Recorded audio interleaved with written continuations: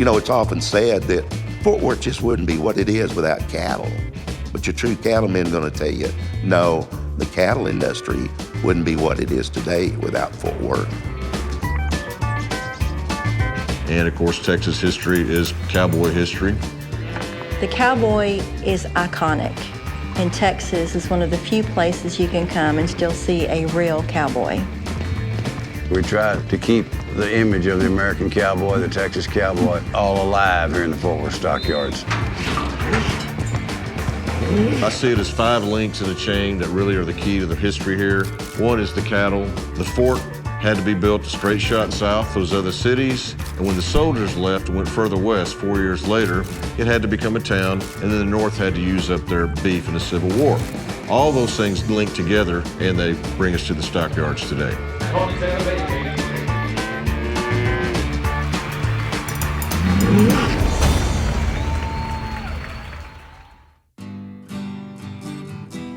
The history of the drovers, I think, is one of the most romantic parts of early Western history. Right after the Civil War, there was 12.5 million head of longhorn down around Houston, San Antonio. They were free for the taking. All you had to do was round them up, brand them, and they became yours. The North had used up their beef in the Civil War effort, had to feed a lot of soldiers, ran low. It's estimated for every 6 people they had up north, they had about 1 cow at that time. While in South Texas, for every 1 person we had about 6 cows. A cow down there at that time was only worth about $4, but if you could get that cow from down there south of San Antonio all the way to Abilene, Kansas, you could sell that $4 cow for about $40. Simple economics, supply, demand. Here come the drovers up what today would basically be Interstate 35 West, the Chisholm Trail. And this was the most important stop. Halfway point, last place that the drovers could come in, restock for the last drive, which was over 400 miles through Indian country. Fort Worth became known as Cowtown.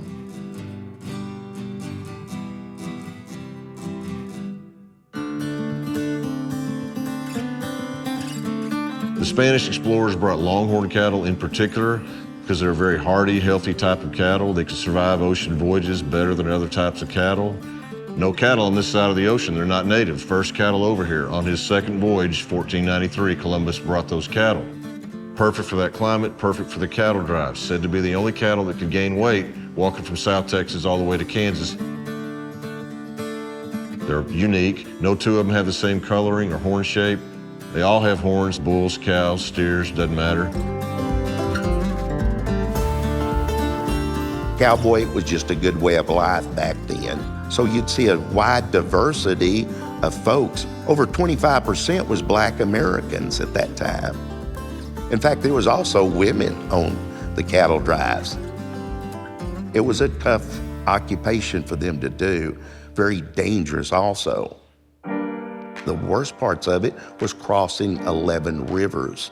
You could get up to a river, you might get into quicksand. You could go across the rivers and the cattle could panic and push you under and drown you. And then I guess the world's worst was going across and hitting a lot of water moccasins that would kill you before you got out of the water. So it was a tough, different kind of life. Took a different kind of breed to do that. That was the American cowboy.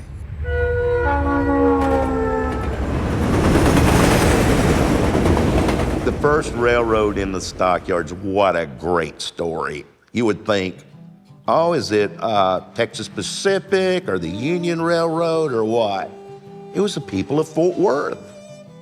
The people here knew the value of the stockyards, so they went out on their own and worked from 3 o'clock in the afternoon to night to build the only train that was brought into town by the people of the city.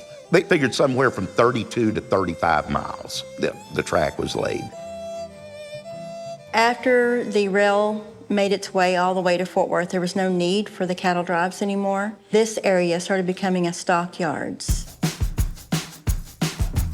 The people of Fort Worth built the Union Stockyards in 1887. Didn't take off, they just didn't have the money to process, to buy the meats. and to pay it out on time.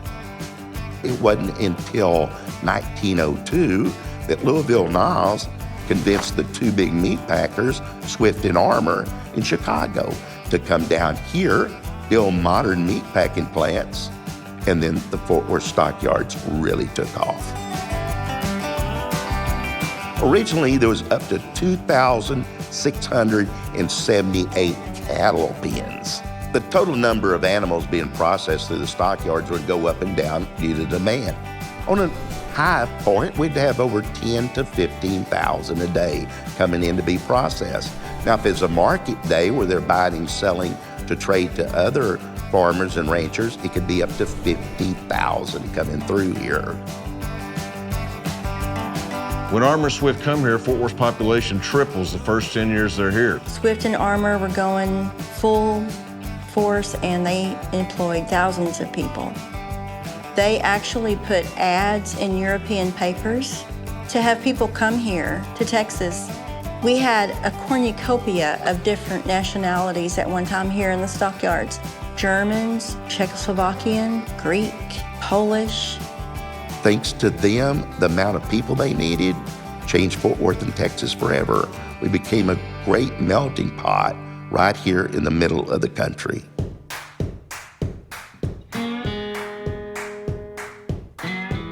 Right here in these stockyards, way back in 1896, the first stock show was held here on the river.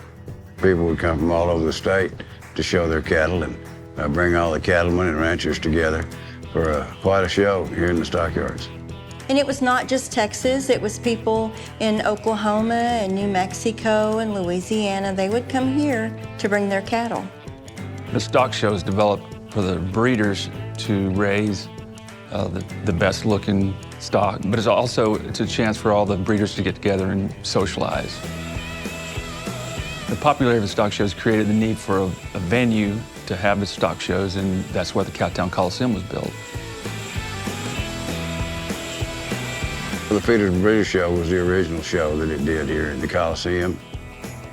The first indoor rodeo was held here in 1917. Bull riding was introduced to rodeo in this building. All the people have been there over the years: Enrico Caruso, Hank Williams, Bill Pickett, Quanah Parker, Teddy Roosevelt, Elvis, 1955, played there twice. They crammed 7,000 people there. Armour, Swift, Louisville Niles, Greenleaf Simpson, they knew the most important part of the stockyards would be the buying and selling of the animals. Let's face it, that's what it's all about. Well, to make that happen, the heart and soul of the stockyards was the livestock, the exchange building. So this was built in 1902. It housed several banks and a telegraph office and the commission office. Commission office was simply a place where you had to buy and sell cattle. You couldn't do it on your own. Here you had to have a commission person. You wanted them to barter or broker the best deal. So that's where the term got going on of you being my stockbroker. One part of the building was a bank. In fact, so much money was exchanged here, there's 3 safes in the old building. Each safe is big enough to hold 31 adults standing up. A lot of money. So this became known as Wall Street of the West.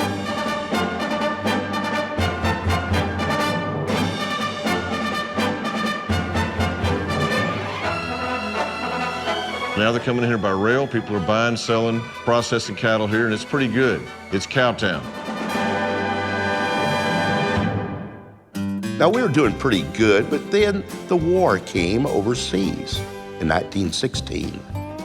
Folks over there needed big draft horse and mules to pull the cannons and caissons. We became the capital of the world for selling horses and mules. After the war, when folks went back home, most of them went back to the farms and the ranches. We continued to be the leader in the world for selling horses and mules.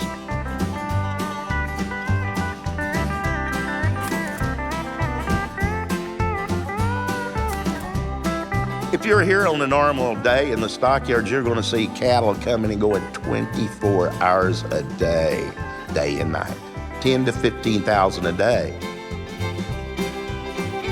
As the crowds grew, supporting industries, restaurants, boot makers, saddle makers, hat makers all moved in. So the people that came to attend the stock shows had somewhere to spend their money. M.L. Letty entered the scene and created what still stands today.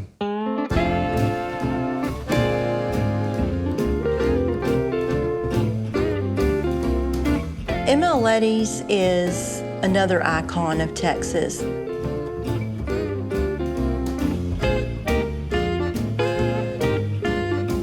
M.L. Letty was my grandfather and came here to Fort Worth and opened a store here in Fort Worth in 1941. It was in the heart of the Fort Worth Stockyards, the crossroads of everything cowboy. If you were selling cattle, buying cattle, and it was always a mecca of places to purchase things cowboys wanted. Tack, riding gear, handmade boots.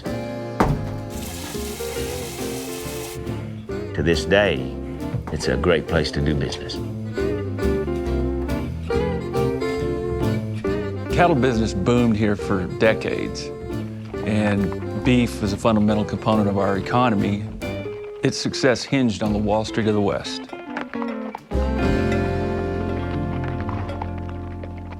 All that changed starting in the 1950s.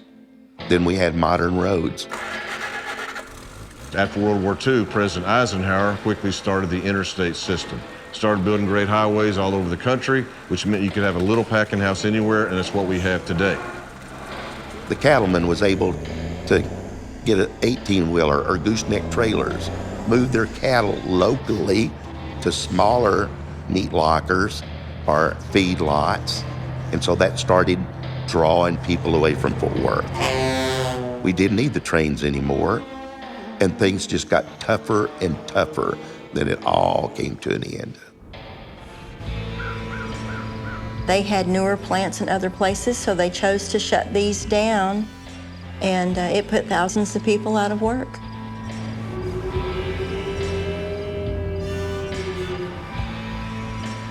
After the packing plant shut down, this remained a stockyards until about the mid-1980s, and they had their last big dispersal sale.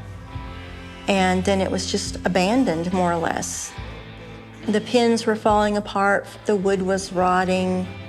When they left here, this area started crumbling, a lot of gang activity, drug activity, homeless people looking for shelter. It was rough. It just wasn't any place you'd want to bring your family.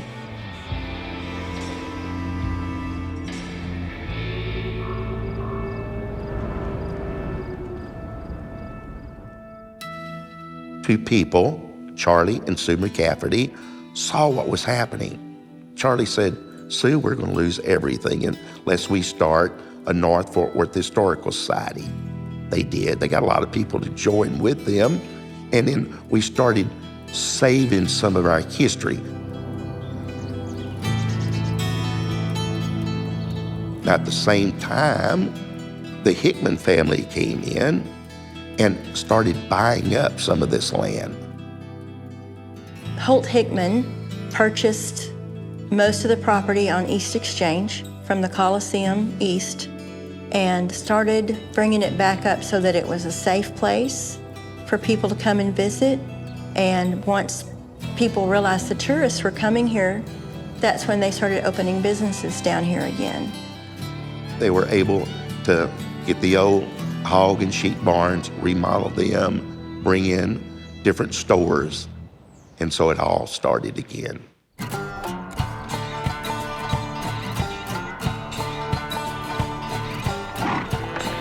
We get so many visitors from literally all over the world that come in and want to see the American cowboy. Well, they want to see Texas the way it ought to be, and that's what we try to give them.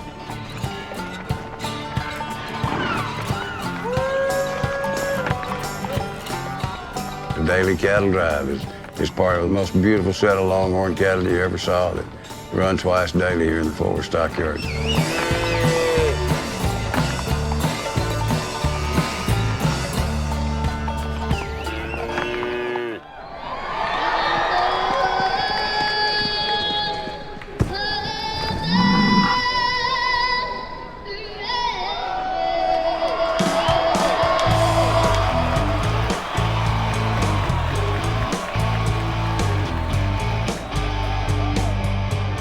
Coliseum is essential here. It's just a key part of the history here and what's still going on today. For a lot of people, it's literally their first rodeo.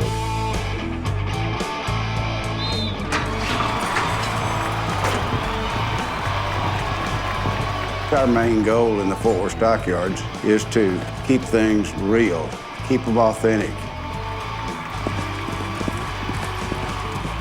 That our rodeo is as much fun to watch as any rodeo in the world. It's got the flash, it's got the sizzle, it's entertaining, there's events for kiddos. We're proud of what we do, and you'll see the best cowboys in the world here too. Because these guys are tremendous athletes. They are tremendous competitors. They're what made us and what brought us here.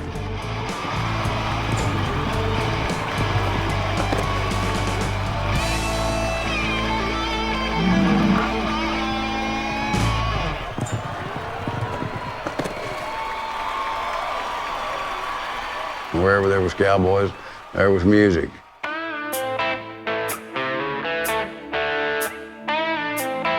This is Billy Bob's Texas. It's the world's largest honky-tonk. We've been open 38 years, just had our 38th anniversary, getting ready for our 40th anniversary in a couple of years. Billy Bob is sort of the heartbeat of the Stockyards. This is a 120-year-old building. They built airplane parts in this building in the 40s for the war effort. In the 50s and 60s, it was a Clark's department store. They got famous because the Stock Boys wore roller skates to get around. In '81, the world was just thriving in Texas because of the oil and Dallas, and everybody wanted to be a cowboy, you know, so Billy Bob's became big and strong. We do about 120 concerts a year, from country music to rock and roll to traditional country. We had great names in country music. From the first weekend, we had Willie Nelson. The Gatlin Brothers were the first band ever playing this building. The first New Year's Eve in '81, we had Bob Hope as the MC, and Chuck Berry and Johnny Cash were the entertainers. Billy Bob's is a must-stop for all big major country acts that they come through on their tours, and we sure appreciate them wanting to come and stay here.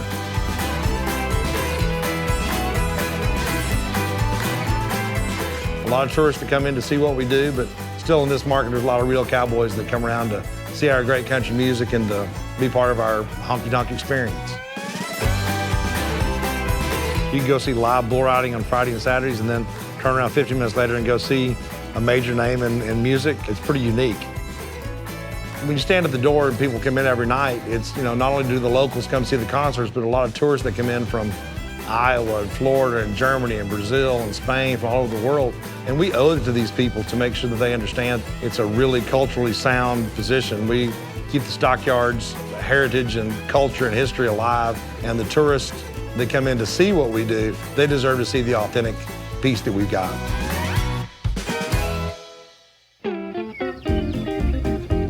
I believe the Stockyards took an identity on its own because of the Texas cowboy. Everything that real cowboys wear serves a purpose. The hat is to shade them from the sun. Boots are to protect them from the thorny mesquites and the cactus. Sometimes they'll wear chaps for that same protection. A belt is obviously to hold their pants up and to wear their buckle on.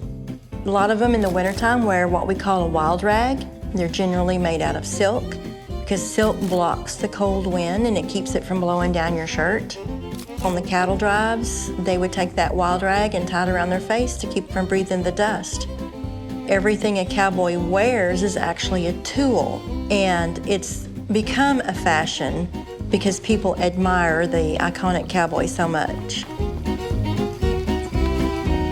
The single most important thing about a well-built pair of cowboy boots is quality.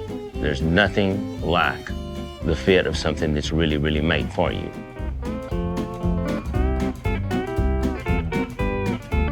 Good-fitting boots are comfortable, and they fit like a glove. And if you're gonna wear them all day and work in them all day, that's something that you have to have.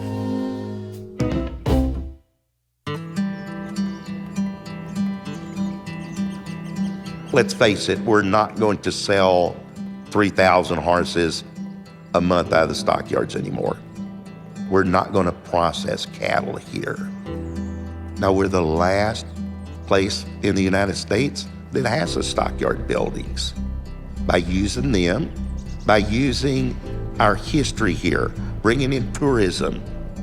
We're going to be able to reconfigure the stockyards for a more modern way of looking at both the history and the present.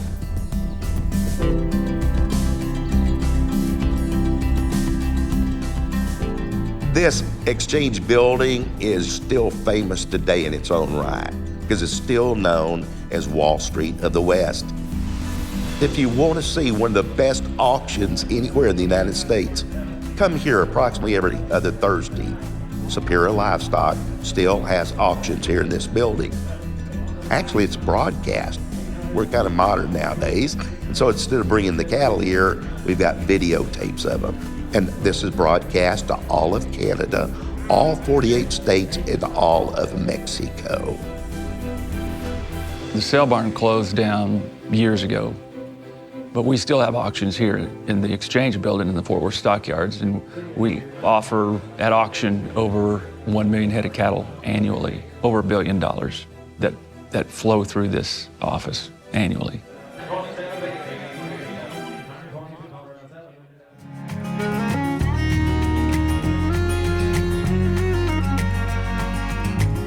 When people come down here, I believe the thing that they're seeking is to touch with the old West. The American cowboy still just brings an excitement to a lot of folks. You know, they hear the jingles of the spurs, the rhythm of the hoofbeats with the cows, just to look at what it was like and imagine all the stuff that happened down here. There are tons of wide open spaces here still, tons of animals, horses, cattle. It's just that wide open free spirit, I think. I would beg to differ that the American cowboy or any kind of cowboy is a dying breed, only because I see it every Friday, every Saturday. Thousands of people that come in here, not just tourists buying our cowboy hats, but guys that come in here wearing their boots and jeans and spurs, whether they've been in the rodeo or they've just been out riding their horse. It's not uncommon to see a guy walk around in spurs in this building. Maybe I'm blind from what's outside of my circle of influence, but man, the American cowboy ain't hurting down here at all. All the cattle business and the ranchers that still come with special sales, the cowboys and the bull owners are all still coming, and that romance is shared all over the world.